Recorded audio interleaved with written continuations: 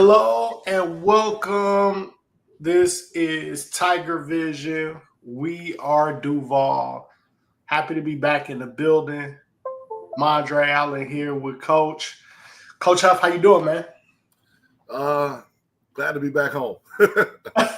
Hey, man, you should be feeling pretty good, man. Y'all just came off the road, got a victory on the road. Those are always difficult. Hey, victories are always good to come by, especially roadkill. So definitely a hard fought victory, a gritty victory at Spring Hill on Saturday. Yeah, Saturday. My Yeah, days get kind of confused now. We be on all running together, right? we've been on the road a lot this first half of the year. Um, but guys really battled down 7 with 105 left in the game. Send that thing to overtime and then get a victory over a very talented and well coached Spring Hill team, who I feel is going to make a lot of noise this year in the conference. So just a gritty win, man, and a way to send these guys off to go back home and spend some time with their families, and us as a coaching staff to spend some time with family. For sure, for sure. 3 out of the last 4, man. That's not bad. Yeah, it was something we talked about as a staff that we wanted to achieve going into this break is to at worst be 3 out of 4, and we were able to handle business. Didn't like our outcome at Miles, but obviously Miles is Miles, and hopefully we get another chance to see them down the road in the conference tournament. But definitely proud of the fact how these young men performed around final time going into break. That's always a tough time. A lot of people don't understand that in basketball terms. Like, guys' minds are everywhere. Like, I got to pass these exams. I got to, I get the time to spend some time with some family that I haven't seen in a minute. So getting them to concentrate and handle business on the court was very big for us. For sure, for sure. We're definitely happy that everybody got some things done. We will be remiss without saying thank you to some of our partners. We appreciate our partners for making this thing possible. We're only halfway through the break, but want to thank First Coast Community Development and Goodfellas in Jacksonville. Goodfellas, I owe you a stop. I'm coming to get some wings. My travel has been restricted this year for a variety of reasons, but once I'm able to get back on the move, and I will make it to Jacksonville before season's end, 10-piece lemon pepper. I'm coming to Goodfellas in Jacksonville, and I hope y'all got me together over there. They'll take care of you, man. So, want to thank First Coast Community Development too, because, man, I'm gonna tell you something. Y'all look sharp. Y'all look sharp, man. I hadn't had a chance to see you guys at home, but I have seen you guys on the road. And man, do you guys look sharp? Those unis, man. I mean, Hey, a testament to First Coast Development and being one of our sponsors and saying they were going to take the lead and making sure that we look sharp from a coaching staff to our players and what we have on the sidelines and also to our uniforms, home, away, and alternate. So we're very thankful for them. for sure, for sure. Hey, great all the way around, man. Them jerseys are sweet. Um, um, man, I was looking at something that we didn't really talking about, but Huff, you know how I do. Now this is the season that a lot of people are announcing coaching hires, especially on the football side. Want to shout out to Mike Vick, first of all, getting his opportunity at Norfolk State. PV just hired their new coach from Valdosta. They just hired a new football coach. Congratulations to those that North Carolina A&T, correct. The former Fort Valley coach, and we're missing some, but Yep. Shout out to those guys, of course, and also, thinking about those that, lost their job. That's never easy. Season didn't end the way you wanted it to end, and now you are looking for another opportunity. So wishing those guys the best as well. But the one thing that I did want to talk about is the conversation around coaching, and a lot of times what people think goes into making a good hire. And sometimes as fans, we could be a little short-sighted into on press conference day how confident we are if we got the right guy or not. I'll speak just according to my own fan base, University of Louisville. People were ready to jump off the bandwagon. People were ready to give up on the AD. My man Josh Jackson, happy holidays to you, sir. Appreciate you for jumping in. What's up, family? See you. But people were not so excited about Pat Kelsey. But now I feel like there's a lot to get excited about. You know, Pat Kelsey was not a Louisville guy. He was not, this or that. I can't say he's our coach for the next 20 years. However, he's certainly not as bad as what people may have thought. I'll just say that. He's, doing pretty well. But I say that for the fan reaction is another thing that people often say is we got to hire a coach that is a alumni of the school or from the state that we're in. They got to have ties to the state or whatever. No, you got to hire a coach with the right amount of character, a high amount of integrity, and the right amount of work ethic. Because Edward Waters, you did not hire a Florida guy. Right. Right. But Huff, I was looking up and down your roster. There's 6 Florida kids on this roster. And when I look at the assistant coaches, some Florida guys on staff as well. Correct.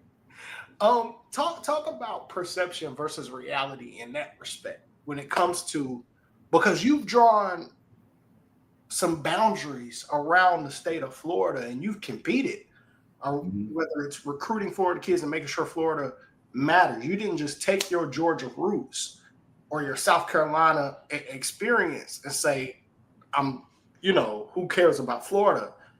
That was important to you. So just 2-part question. I just wanted to ask you, what was it that made you understand how important Florida was as a state to recruit? But then also just as a CEO of a program, how did you creatively make sure that everybody understood or could see the results that Florida was important? Well, if you look at it, I think you have to understand with the background that I have in high school and at other institutions at whatever level, understanding the impact and the players that are in Florida. And a lot of times what I saw is that people kind of concentrated on Miami and South Florida. And maybe a little bit in Orlando, but we missed everything else that was in Florida. And I say that coming from a background of someone who recruited and had a guy at Voorhees, a couple of guys from Voorhees from Florida, but also at Georgia Southern, one of the best players that came through those doors when I was there, and obviously from Mark Byington, who's now at Vanderbilt, was Ike Smith, who went to Gainesville, who was from Gainesville. So you saw that, and you have to have a plan. I think when we talk about hiring at any level, any sport, there has to be a vision from the administration and the person that's coming in. And my vision was we wanted to be able to compete and get the best talent in Florida. And I say that because we can get Jacksonville, we can get to Miami in 5 hours. We can get to Tallahassee, Pensacola, in less than that. And so we want to put our arms around this state. And I'm not going to say put a fence around it, right? There are too many players. There are too many schools. But we want to keep Florida guys here, right? Mm-hmm. And we want to say we can compete with the guys, the other programs that are here in Florida, no matter what level, right? And I think we've been able to do that with some of the guys we have on our roster right now. Whether that's Jalen Nelson, even though we talk about Jeremiah's in his second year, and Miles Austin, both are international kids, but they played prep school here in Jacksonville. To be able to keep those kids home, right, that was big for us. Or whether it was to get Amari Davis, out of Oak Ridge High School, who had other options. Like, these are big-time gets for us. Carter Hankerson, big time gets for us, along with others, and even one that we'll probably talk about later, from the Tampa area. Yes. Like we wanted to make sure people saw Edward Waters University out on the recruiting trails. So that was the first step of business for Coach Reedy, Coach Britt, and myself when we first got on board, was to make sure people saw us. Because until they see you out recruiting, then they can't say a negative thing about you. They may say, well, he doesn't like my kid, but they can't say he hasn't seen him. For sure. For sure. Or they may say, well, he doesn't fit what they do. But there won't be an opportunity where they say Edward Waters hasn't seen us, whether that's AAU, high school. We try to be out. And I think that was the goal, was to can we get the best players we can in state, as well as in our, what we call our rectangle of recruiting, 6 hours or less, whether that's Charlotte, Mobile, Atlanta, and Miami. Can we get the best players there? And then we start to use our relationships when we go outside of there. You got to realize now, one of the best JUCO conferences is in the state of Florida. Yep. Right? So that's another aspect that we want to dive into. And I think, although I'm not from Florida, I never coached in Florida before, you have to understand that there was a plan in place on how we were going to recruit Florida. Right? And part of that plan was to make sure, if you look at our assistants this year, Coach Reedy is actually from Florida, which a lot of people don't know. Yep. Has had ties down here, right? So we wanted to have that JUCO background because he's coached JUCO as well as Division II. We wanted to make sure we had a high school background with Coach Britt, even though he's coached college basketball as well. But then to bring in Coach Smith, Chuck, who played at EWU, who's been in Jacksonville, who knows what's going on here, who's a former 1,000-point scorer here, and then to bring in Coach Larry Augusta, who I don't think there's anybody in Florida that doesn't know this man, right? Right. Those things are just key into what we're trying to do here at EW.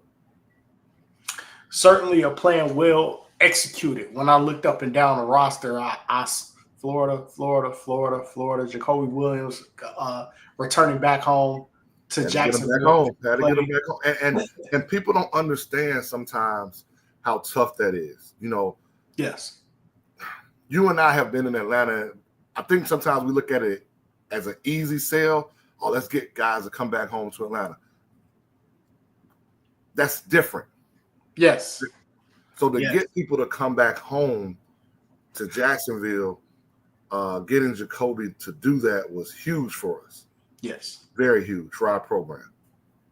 People don't understand what you mean. Yeah. If you're from the Atlanta area, you get that statement totally. Mm-hmm. It's different. Every city is different. Kids either stay or go for a variety of different reasons. And you have to understand what those reasons are and make kids feel very comfortable. I think you mentioned before, Jacoby felt good about what it was that you guys were on the cusp of accomplishing and what he wanted. It kind of aligned, the goals aligned. And man, what a fantastic player he is. And he plays with that passion, understanding that a lot rides on his shoulders being from Jacksonville. Right? For sure. And playing at EWU, because whether people realize it or not, whether we're talking about North Florida or JU, a lot of Jacksonville kids aren't here. They don't stay home. Right. For a variety of reasons, whatever they may be. So to get kids to stay home at one of our institutions is huge. Correct. And I'm also speaking from a bit of experience in that regard as well. Coming from the city of Louisville, most people don't stay home, right? Mm-hmm. There are a very select few, because people will say, oh, well, you got this guy that played at University of Louisville. You had this guy played at University of Louisville. Outside of that, most kids do not, right? And it's for a variety of reasons. Louisville is a lot closer to how Jacksonville is as a city than a lot of people would think. And please understand, it's not easy to play at home. I think a lot of people think it's easy. Right. Like how many people want to come to games? how many eyes are going to be on you, how many people always got something to say. Like, that's not easy sometimes for young men or women when they stay home to play in their home city. Like, it's a lot more added pressure, distractions, all that. Yes. Yeah. But it's easier when you're away. There's nothing that's familiar. Right. And you can just lock in with what it is that you're doing. When you're at home, everything is familiar. Yeah. It's harder to go to the gym when you can just go to mom's house and, she's making oxtails. You know what I'm saying? Like, it makes it tougher. So no, I love that. I think it's huge what you guys are doing in the state. And really, honestly, the quality of kids that you're getting out of the state of Florida when, Jacksonville is right there, North Florida is right there. Like, you guys are fighting that fight and landing some big commitments. We've lost out to North Florida, especially on some kids that, it's funny because it came down to us and them a couple of times. And yes. One of those kids that started and averaging about 16, but we won't go there. But it just shows what the staff and how hard we work to try to not just recruit, but evaluate and see what fits and how it's going to impact us at our level. Because, and I say this with all due respect for anyone that's listening, whether you're a high school coach or a JUCO coach or just a fan or a parent, like, we can't recruit a D2 player if we want to be successful. Right. And what I mean by that is we've got to recruit a level above us, or multiple levels above us if we want to be, truthful. So we've got to recruit Division I players, a guy that could, be a Division I player, possibly. And that's not saying that there are some guys that we want to see develop who aren't Division I players right now. But for us to get where we're trying to go, to be where Dr. Faison wants this program to be, we've got to recruit Division I players. And I go back to what our buddy CY said all the time. Like, a low major Division I is recruiting a mid-major. A mid-major Division I is recruiting a high major, and a high major is recruiting a pro. Mm-hmm. If you take that down another level, a Division II program should be recruiting a Division I player, at least a low major Division I player. I can absolutely look at multiple kids on your roster. I won't call any names. I don't want to make anybody feel left out. But there's a few kids. After the first game that I saw you guys play, we leave the gym, and I tapped Dave, and I said, that kid is D1. Without question, right? And I think you guys have multiple from a size standpoint, looking the part, but then also having the game to go with it as well. And that kind of puts you guys in a different type of conversation. This is not the Edward Waters that you're used to. This is not the I remember them saying it last year about the football team. This is not the EWU that you want to schedule for homecoming anymore. And I think the basketball team is having that type of season. I mean, I look back just a year ago, and I think you and I had this conversation. I think you were maybe a 3 or 4 win team at the mid-December mark. And now you're an 8-win team at the December mark and it could be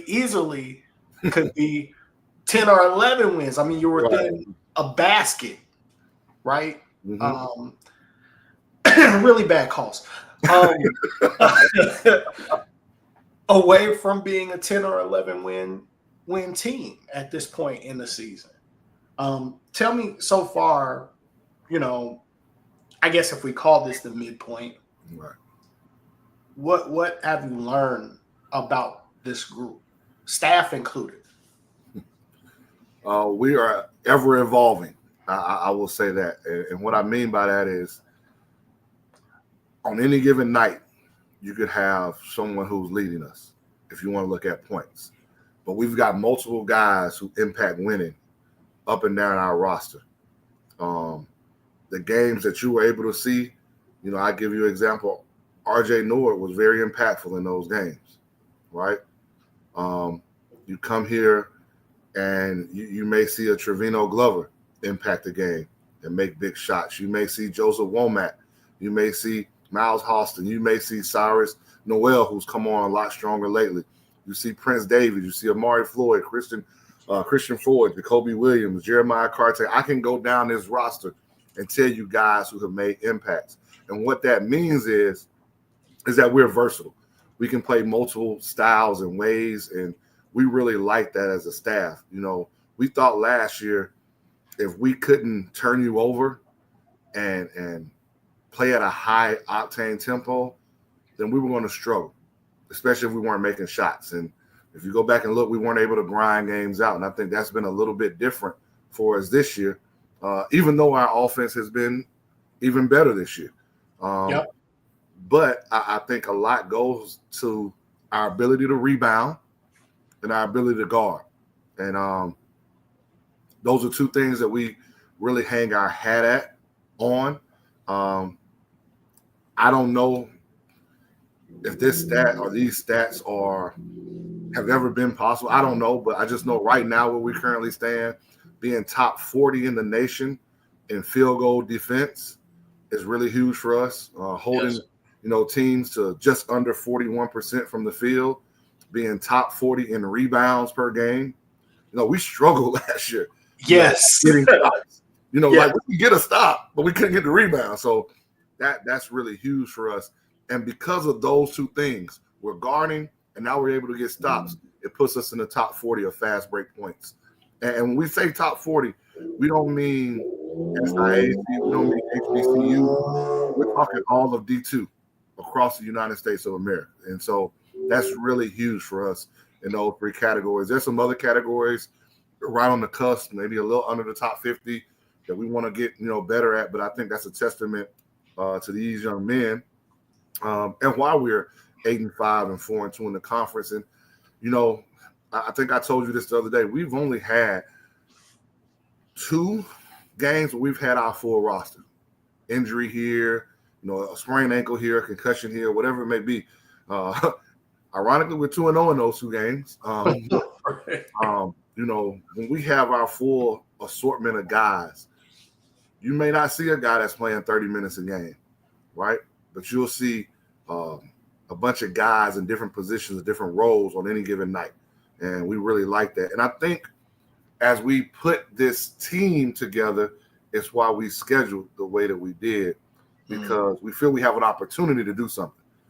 And when you feel you have an opportunity to do something, you have to make sure you're ready when that opportunity presents itself.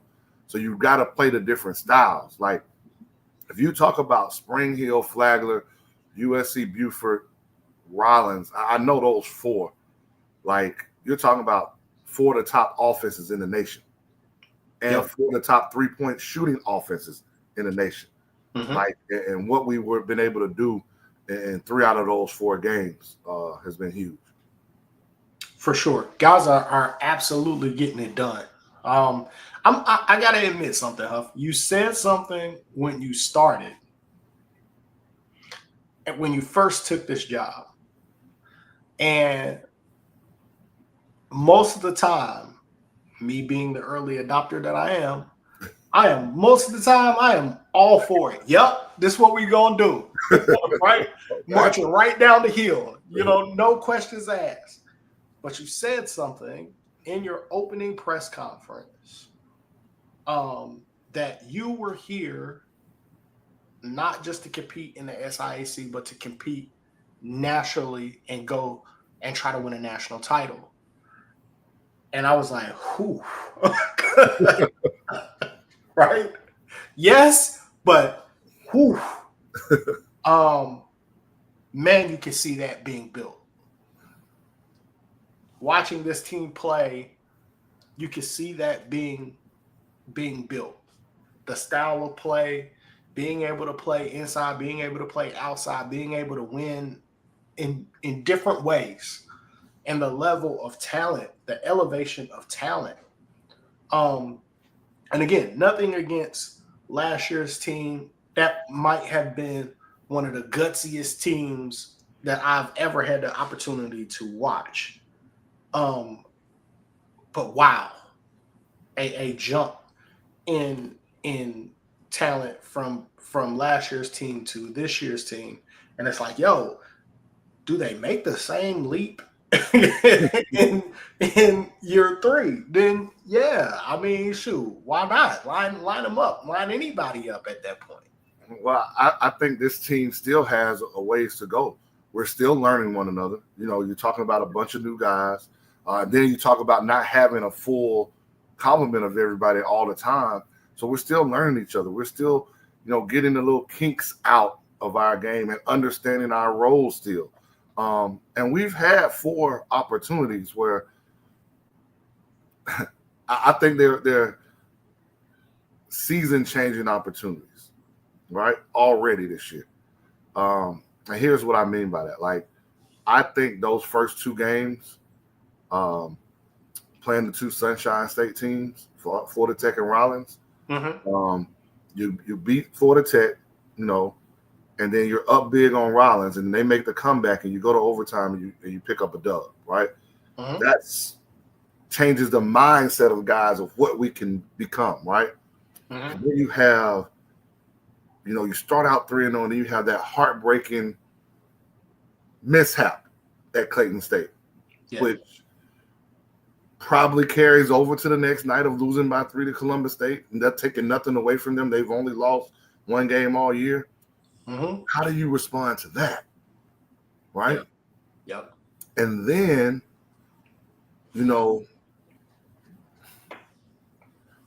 Miles punked us. I'm not going to, they punked us. Well, how do you respond getting punked on the road right before you about to go to break? Do you just chalk it in and say, we're going to break, whatever, like we'll get back at it in January? And to be down 7 with 105 left says a lot about these guys to not say, hey, because it wasn't like they didn't play hard before that 105 was up. Right. Right. So they mentally, they could have said, man, we left it on the floor. It just wasn't our night. Okay, time to go get a little break. And they didn't do that. Not 1 second did they do that. And I think we've had those moments. And so I'm one of those people that believe you have certain moments in seasons that can make or break you one way or another. And I think we've had a few that have helped us grow. And like I said, we could be 11-2, and if some of those things flip, we could be looking at 3 or something, right? right, for sure. Talk to me about the staff. I think once the staff gets put in place, generally people normally don't talk about their assistants very much, but you've mentioned several times how this has been such a learning experience for you to learn your staff, for them to learn you, for the chemistry and that harmony to build about how you guys want things to be done. Like, I love how you guys run your timeouts. I don't know if people pay attention to that, but I do. But tell me about how things are coming together and how that's gelling with the staff. I mean, it's year 2, so I think none of us had worked together before. So I think that was the big part of learning throughout year 1 of, well, how does Britt like to do things, and Britt learning how does Huff like to do things. Same thing with Reedy and Chuck, and now we add Coach Larry to it, and it's everyone on this staff complements each other, right? And I think that's the big thing about us. And I want all these guys, if that's their opportunity to be a head coach, I want them to become a head coach one day. And so I tell them to be a head coach of whatever area I put you in charge of. And so that's why, I don't care who gets credit. Yeah, we winning, who cares, right? Right. So you'll see any one of those assistants grab the board. Like, why am I going to regurgitate what's supposed to be going on? Especially when we all have different roles of what we're trying to do. And it's been beneficial, and you've seen it. You've seen how it works, and it works very well. And I think those young men hearing each one of our coaches' voices helps as well. Yes. Yes. I got a fun game for the fans at home. Uh, and you can do this whether you're watching the game live in the gym or whether you're watching on the live stream. A fun little game at home. Try to guess the score of the game by looking at Reedy's facial expressions during timeouts. I promise it's a lot of fun. Uh, if you're at home and you don't have to drive, you're in a safe space, right? You can make a drinking game out of it. It is a lot of fun. Reedy is. I mean, I love that guy, man. Reedy's that guy, but you cannot tell. I guarantee you, if you put tape over the scoreboard and you only look at Reedy's facial expression, you cannot tell the score of the game. He is hilarious to watch on that sideline. And when you talk about wanting to see an assistant become a head coach, I can't wait to see Reedy as a head coach, man. I think he's going to do a great job, but it's going to be fun to watch. It's going to be fun to watch.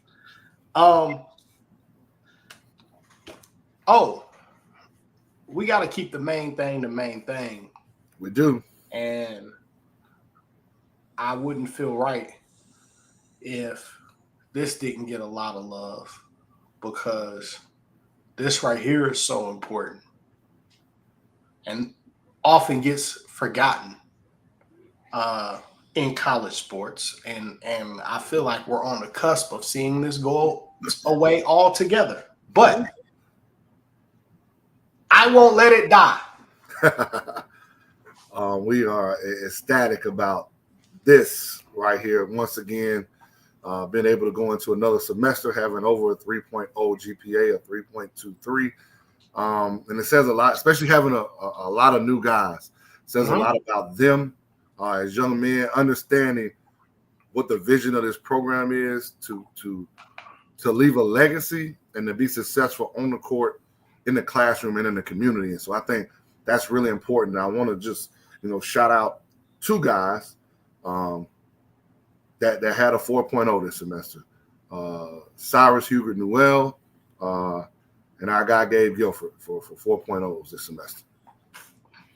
My God.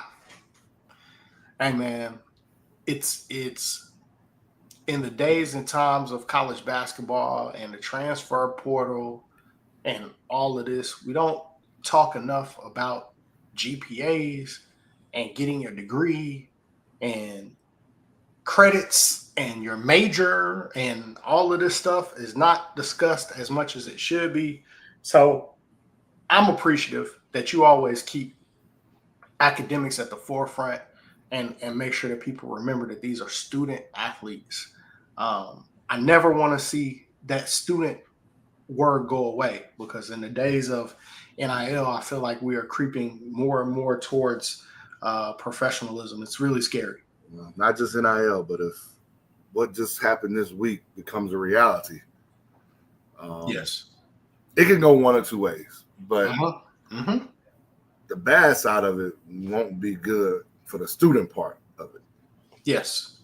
And I'll let it go, but I'll make mention of one thing. I saw a video, and I think I shared it in our group, but I saw a video of the head of a venture capitalist firm talking about that they were making bids currently to be part owners of college athletic programs.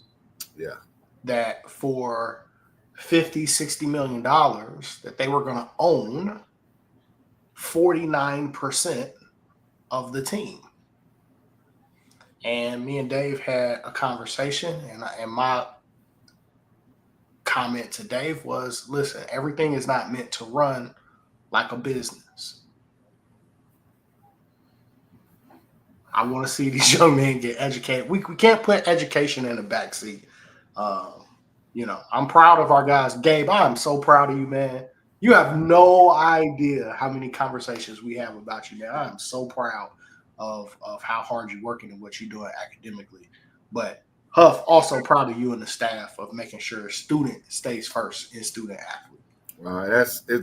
It's a mantra of what we do at EWU, and shout out to them and our academic team, and what Dr. Rich pushes, and having that academic success center right there in the gym, like all of those play big parts of it, right? Yep. But it's also making sure those guys that we recruit understand how important it is for us as a staff, and our staff staying on top of them about it. For sure. That wasn't the only pleasant news. I did want to get that one in there, but there'll be a new Tiger joining the squad, and man, you guys didn't waste any time. We talk about making sure that the talent continues to be at a high level. Hey, listen, man, you guys got a guy, and I had an opportunity to call one of his games that one of the best shooters that I've seen in a long time. Elite. As Kirby Smart says, you got to be elite at something, and he's an elite shooter, shot maker, 6'4", and we're happy that Anthony AJ Jones is committed and signed to be a Tiger from the Tampa area, North Tampa Christian. Got a chance to see him, a lot during the summer and the spring, and he made that commitment very early to us, before his season even started. So we were excited about it. It was, we still recruit high school guys. So I want to make sure people understand that. We still recruit high school guys, and to see them develop, and we feel he can come to EWU and get even better, improve his skill set in other areas. He's athletic. He can make plays, has good high basketball IQ, comes from a great family, has been coached well, been coached hard, and you got a chance to see it firsthand. Yes. So it's not like he's going to walk into something and be like, I don't understand, no. And plays, for a team that plays high-level competition. So all of those things matter. This kid, this is not fake. I just want to say, I don't know how else to say it. I watched the kid, and it's like, is this guy a better shooter than Jared Harper? I think he's a better shooter than Jared Harper. We're talking about a guy that's a pro. That's saying a lot. Is he a better shooter than Adam Flagler? I think he's a better shooter than Adam Flagler. That's saying a lot. Saying a lot. BJ Boston, some of my favorite guys that can shoot the basketball, his shots weren't hitting the rim. I think I texted you at some point as I was calling the game, and I was like, if he gets it off, it's going in. Right. I think everybody in the gym is surprised that he missed one, but he doesn't force them. So when you see the 67%, number one in the nation in three-point percentage, number one in Florida three-point percentage, it's real. If he gets 5 in a game, you're probably feeling pretty good if he misses one. Right. And I don't see him take the off balance, sidestep, double step back. I don't see him take, these are all real basketball shots for those that understand the game. Real basketball shots. Man, this kid can really, he can really fill it up. It was a pleasure calling that game. I was just wondering, can they figure out a way for him to get more of them? Right. Just like we're talking about, he was out in Vegas just this past weekend. Again, if anybody knows the Tarkanian Classic, this is not your run-of-the-mill, let's just get some local team tournaments, and you're playing the best of the best. For sure. He's able to make shots all over the court. Shoots it well. Shoots it with range. can put on the floor. Yep. It's gonna be something to see. Um, Huff, I don't know how you did it, but I'm happy you did it, I can't wait to see it. Like I said, we have a plan, and we kind of look at our roster and what our needs may be, and it's always good to get part of that plan done early. Yeah. And that's a testament to Reedy and Britt, like going out, and people know I'm always out too, but it kind of starts with them most times. Like, hey, Huff, I think you need to watch this kid. I really like blah, blah. And we kind of go from there and we lock in. And we've been locked in from the spring on him to the June high school period. They played at Lake Point. Like,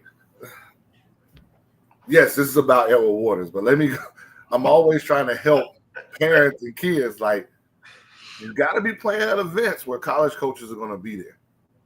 Right? Yes. When we start talking about the live period, AAU in April or May, when I can't even know when it is now. They keep changing it every year. And then your high school better be playing at a live period in June. And I ain't just saying they got to be playing in the one at Lake Point in Georgia. The one at Lake Point in Georgia does have some of the best out-of-state teams in the Southeast come in. And then they have the one for just Georgia. But we also went to the one that was in Florida. Yes. Right? So we know there's ones in South Carolina and North Carolina. Like, whatever state, if your team is not there, that puts you behind. Yes. And especially in a time where high school athletes aren't being recruited like they used to be. Again, we recruit them at EWU, but other places may not. And then when you get to, obviously, your July period, hopefully you're somewhere that you're getting seen. And then hopefully that transfers to some programs coming out to your high school when you start working out. So let's understand the process that's going through. Like, and I hate if now it could be maybe you were too far away. Like if there was a kid in Texas that we happen to see, maybe we don't get a chance to see him working out, right? Yep. With his high school. But let's just say school A has been watching you from, May, June, July, and they're in your state or one state away, and you haven't seen them since. Or you haven't talked to them. Or now that games have started, and especially when you're playing tournaments, which I'll be honest with you, it's hard if it's not in your city for a program to take that ride somewhere else out of state to watch one game. That's going to be tough. I'm just being honest. Unless you priority number one. And I'm going to give parents a little bit of advice too, that if team A or team, B or whatever was at your game for AAU, they watched you, or they came to watch your high school in June. If you saw them at both, it's probably not a coincidence, right, that you saw them at both. You better get to elite camp. Yes. That's how you choose, because parents always ask, like, how do I know what elite camp to go to? Anybody who came to see you play probably should get priority on that list. Even if you haven't heard from them yet, probably should get priority. If they made the investment to come and watch you, you should make the investment to go on campus and let it be known, hey, I'm interested. Right. Hey, they may move on for whatever reason. You may go there, and they may not be sure, but you may go there and have a good elite camp and may be able to firm up your position on their recruiting board. And I can only speak for EWU. So you got to realize that AAU is a different animal than seeing you play with your high school team. Right? Yes. We saw you in all these games, AAU, then in June with your high school team. Seeing you work out is also different. Right? Some people are gamers, some people, are workout gurus. But to get you, for us, when we invite people and want them to come to elite camp, especially the one after the summer, those are select guys. We don't have 100 dudes in the gym.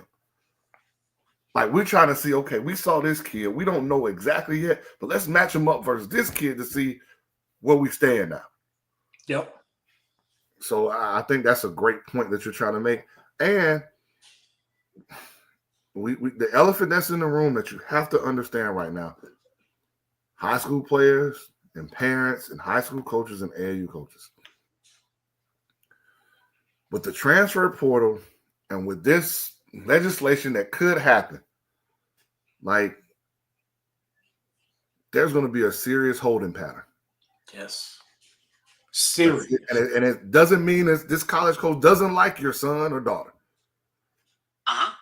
But if I don't know if we have a current JUCO guy on our roster right now, if his years are going to be retroactive. Facts.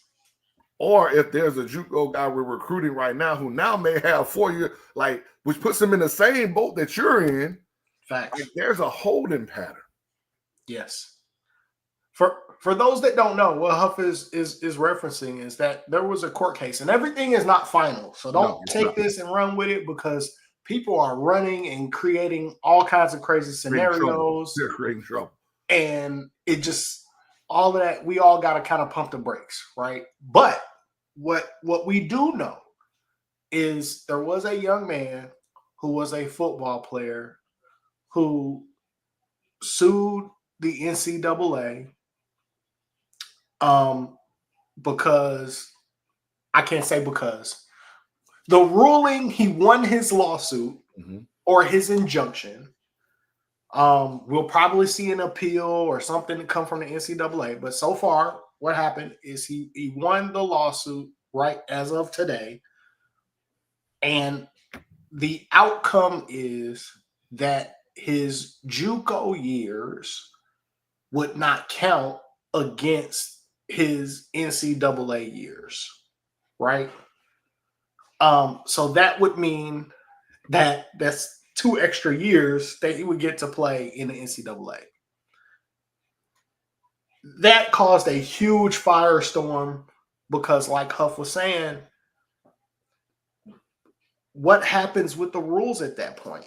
Do you have JUCO players that are currently on somebody's roster and now they get 2 additional years to play? That's almost like the COVID rule all over again, of giving guys extra years to play, and the logjam that creates for high school students who want to go to a 4-year. It almost forces high school students at that point to start going to JUCOs, depending on how the rules work out, all that stuff. Like, there's just, the reason why I didn't touch on it online so much is because there's just so much that has to be Still so much that has to be worked out.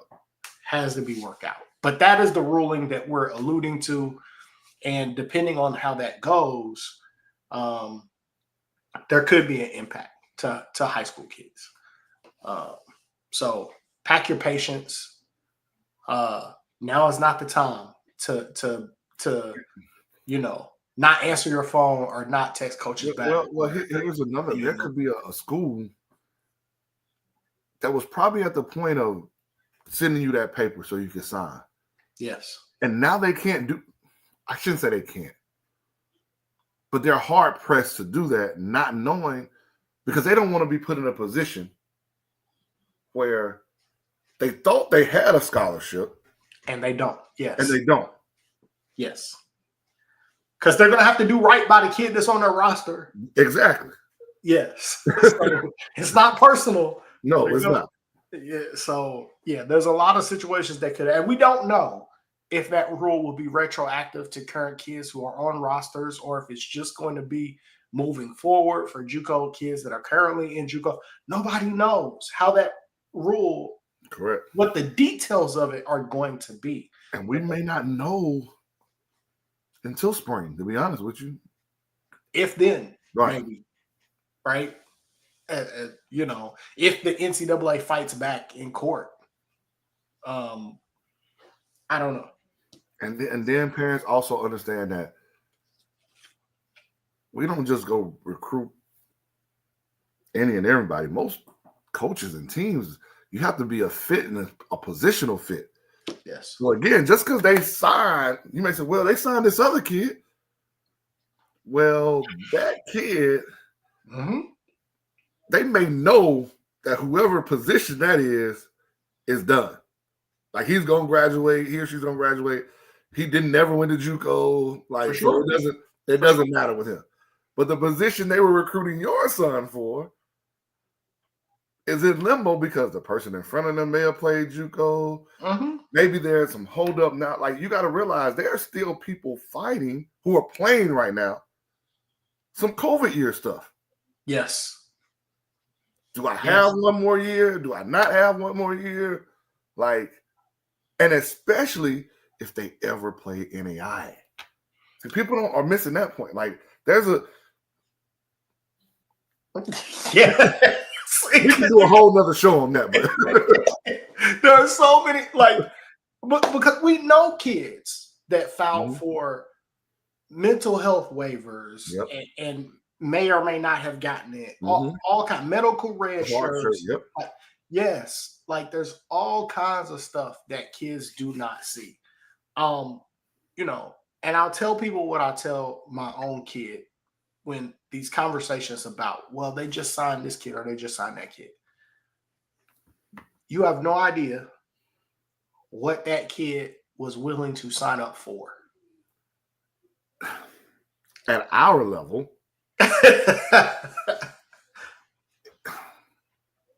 because it does not, if we think you can play, who knows, you may be a presidential scholar. Yes. And be a full academic ride person. Yes. We don't put that out there for everybody. That's not everybody's business. Absolutely. Absolutely.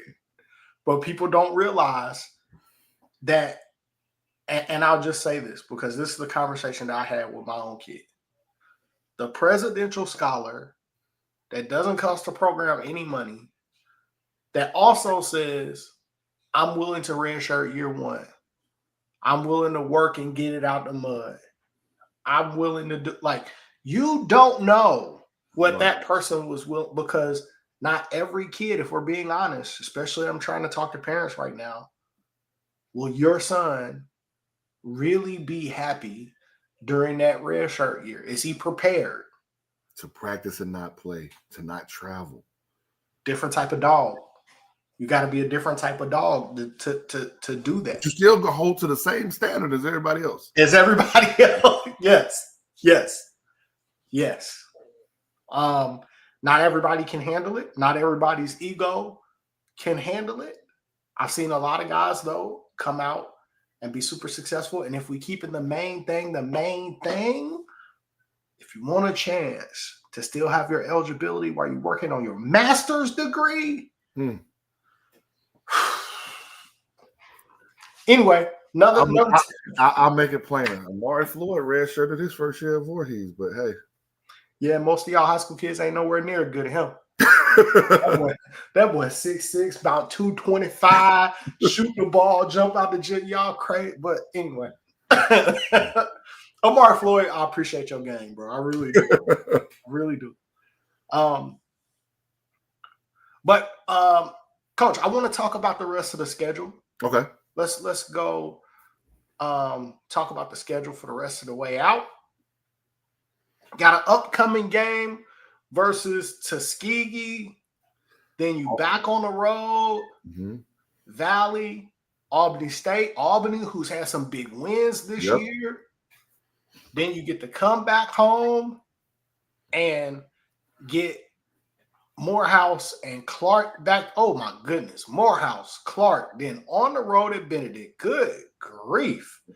Let's talk about that upcoming slate, and let's start with the Tuskegee game and give us a preview of what we can expect or what we might expect to see.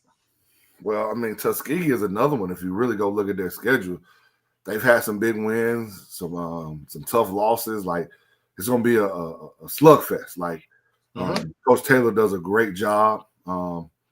They've probably played all around the nation of the world. It looks like, so I know he's going to have those guys ready to play. It was a barn burner last year, us winning by one.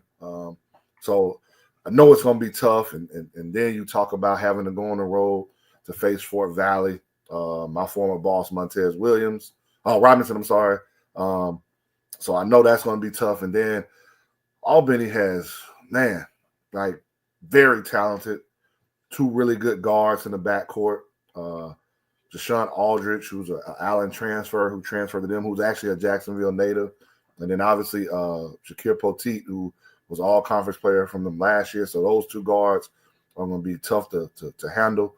And that's why they've had some big wins as well this year. And we know what Morehouse and Clark bring. Like, no matter what people may say, like when you talk about the Benedicts and the Miles and the Morehouses and the Clarks, like those are or have been standard bearers in this league, especially the last 10 years. Yes. Who's went to the tournament? Who's won the league? You know, you added Savannah States in there. Those have been the teams that have kind of won it, you know, the past few years and have been near the top. So we know what that brings. And obviously Morehouse put us out the tournament last year. We beat them at home. They handled us at their place. We know what the two games versus Clark came down to. Benedict handled us at their place. We got them, a good win at our place. Like, and don't sleep on having to go to Allen. That is a tough place to play. Yes. Right. So like it's when you start getting to our side of the SIAC, it's just tough. I mean, this whole league, it's tough. Like as much as the Lane Lemoyne Owen trip is tough, right? You also got to realize, which we found was tougher, could be going to Ohio and Kentucky. Yes. We get up there with, we got guys seeing snow. It's right after Thanksgiving, Yeah, y'all went up there with shorts and t-shirts on. Right. Some jackets up there. Right. So it's a tough league. You got to bring your hard hat, your lunch pail every day. Because if not, you're going to get beat. Like, don't look at their record. And you walk in that gym and you don't come ready to play. When that was 40 minutes and up, you're going to say, damn, you just got beat. Right. So, but excited about those challenges versus, some great coaches, some great teams, and seeing our team continue to develop, and be ready for the multiple styles and things that are going to happen in those games. For sure. Man, it is definitely tough, and you can see it in the SIAC. Let me see if I can go and get the standings here really quick for everybody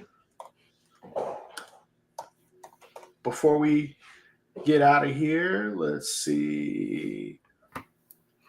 I just want to show you guys, just to emphasize how difficult winning in this conference can be. Because if you look, y'all just love football, man. You love showing me football statistics. I know SIAC, but I'm just going to convince you guys that this is a basketball conference. Y'all just haven't figured it out yet. But here we go. I'll share this with everybody. We'll get a chance to see how tough this is. And I'll make sure I have this up next time. So,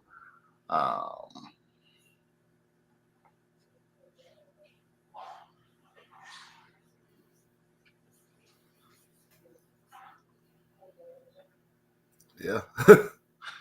Man, there we go. We'll make it a little bit bigger. Let's see if I can.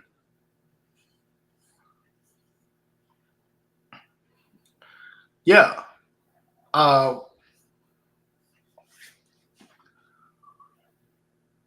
Clark at 5-0, Morehouse at 3-1. We're 4-2. Albany State 3-2 in conference. Savannah State 3-3 in conference. You're talking about kind of onesie twosies. Miles 6-0. And on the other side, Tuskegee and Spring Hill, two teams that you just talked about. Kentucky State, you just talked about. Those are 3-win teams so far in the league. You're seeing a lot of teams that are getting it done this year. Multiple teams, 1, 2, 3, 4 teams already above 500. overall, not just in conference, but overall. And for us, what people don't realize, that's some people may say, well, what, only 4 teams and why is that so big? Because at a HBCU, many times your non-conference teams think they're better than you. And maybe in the past they have been. And so you're having to play a lot of road games to start your season. Yeah. And so that's what you see with a lot of these teams. If you were to spend some time and go look at before they play a conference game schedules, you'll see for some of these teams who they play, right? Like for us, Flagler, I think has only lost 1 or 2 games. Columbus State's only lost 1 game. USC Buford only lost 1 game. Clayton State is above 500. I may be forgetting someone, but like the teams that we've played, have been solid. Have been good teams. Yeah. I just talking about that. People got to understand how tough the Peach Belt Conference is, because Miles' 2 losses right. came in the Peach Belt. Right.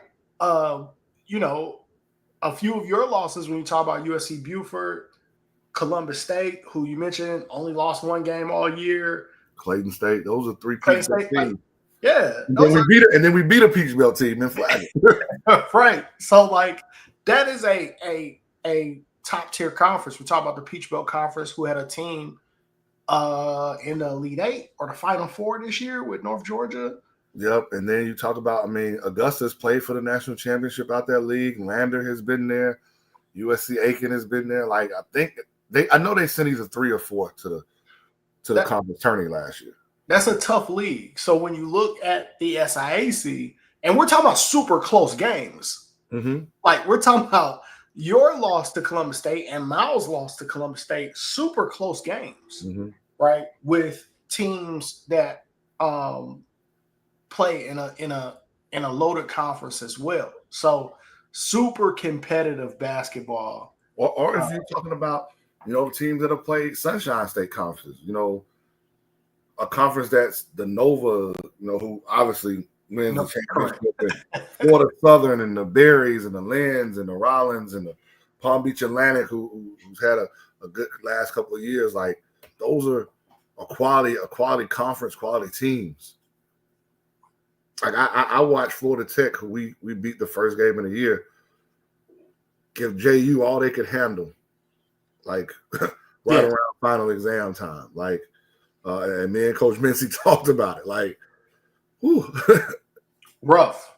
The SIAC will be, what I expected is and what I saw it to be last year, which is absolutely brutal. Yeah. But Coach, I think we got everything. Remind me, did we miss anything for today?